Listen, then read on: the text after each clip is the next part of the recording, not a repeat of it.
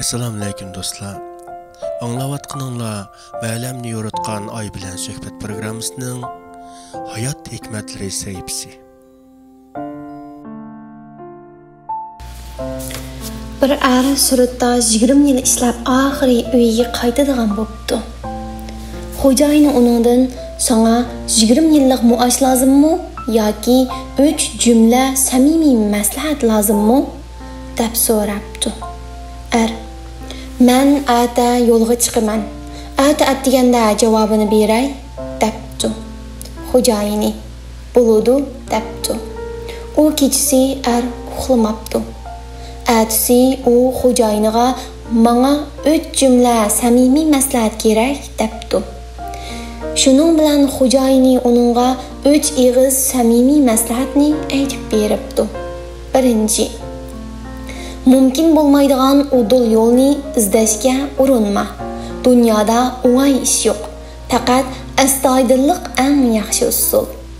Ikkinchi: aniq yaxshi ish emasligini biladigan ishlarga ziyoda qiziqib ketmagin. Balkim mushuning sababidan hayotingdan ayrilib qolishing mumkin. Uchinchi: qiziqqan vaqtingda hargiz qaror chiqarma. Bo'lmasa bu qaror sening bir umr afsuslanadigan ishingga aylanib qolishi mumkin. Bularni deb bo'lib xo'jayini bu erga ozroq pul va 3 tal bulka beribdi. Hamda eng cho'ng bulkani uyga berib bo'lgandan keyin ondan yiyin deb tapilabdi. Er yo'lga chiqibdi. U necha kun mengibdi. Birinchi bulkaning yarmini yebdi. Uzoq o'tmay bir yo'l eg'iziga uchrabdi. U boshqalardan "Qo'shni kanatga qaysi yo'l bilan mangisi yaqin?" deb so'rabdi. "Ay yo'lovchi, kichik yo'l bilan mening." "Yaqin" debdi. "Bi yo'lovchi, cho'ng yo'l bilan mening, bexatar" debdi. U ayoli bilan ko'rishishga qattiq taqozo bo'lib ketgachga kichik yo'l bilan mengibdi.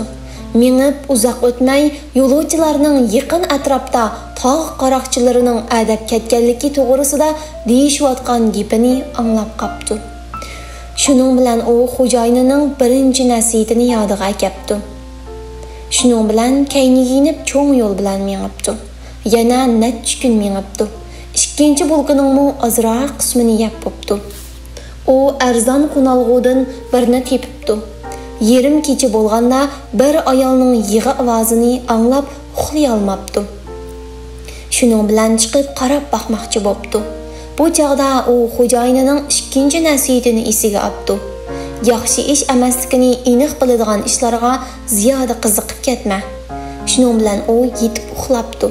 Ikkinchi kuni atgan o'rnidan turgan vaqtida do'kon egasi uningdan hayronlik bilan so'rabdi. "Siz hayotmi?"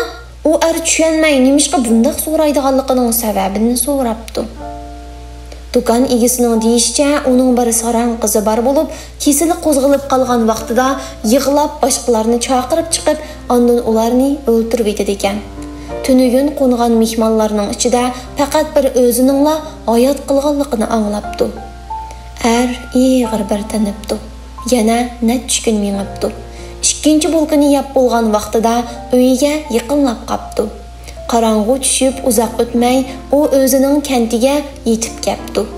Uyiga kelib, endi eshik chekay deb turishiga o'ylamagan yerdan uyda bir er kishining ovozini anglabdi. Uning qattiq ochiqi keldi. Qo'liga bir paltoni ilib uyga itilib kirmoqchi bo'ldi. Biroq u chog'da xo'jayinining 3-chi nasihatini yodiga oldi. Qiziqqan vaqtida hargiz hech qanday qaror chiqarma. Balkim bu qaroring bir umrlik pushaymoningga aylanib qolishi mumkin. Shuning bilan u o'zini besib olib, uyining oldida bir kecha o'ltiribdi. Ikkinchi kuni sahardala eshikni chekibdi. Ayoli uning qaytib kelganini ko'rib, shunday xush bo'lib ketibdi. Biroq u shunday sovuqqonlik bilan "U er kim?" deb so'rabdi. Ayoli kulib turib debdi. "U bizning o'g'limiz." "Emasmi? Siz ketib uzoq o'tmayla bu chog'da u bu yosh yigitning chiroyining o'ziga shunday o'xshaydiganligini bayqabdi." Ota bola ikkisi tunji qitim ko'rishib, bir-birini quchoqlashib, yig'ilishib ketibdi. Biraz g'amxo'rlikdan keyin er 3-chi bulkini elib ayoli va o'g'li bilan birga yemoqchi bo'pti. O'ttirini kesgandan keyin o'zining 20 yillik maoshining shuning ichida ekanligini bayqabdi. Amaliyotda bu biz har birimizning kishilik hayot nasihat so'zlarimizdir. Programmamizni yoqtirgan bo'lsangiz, qanlimizga a'zo bo'ling.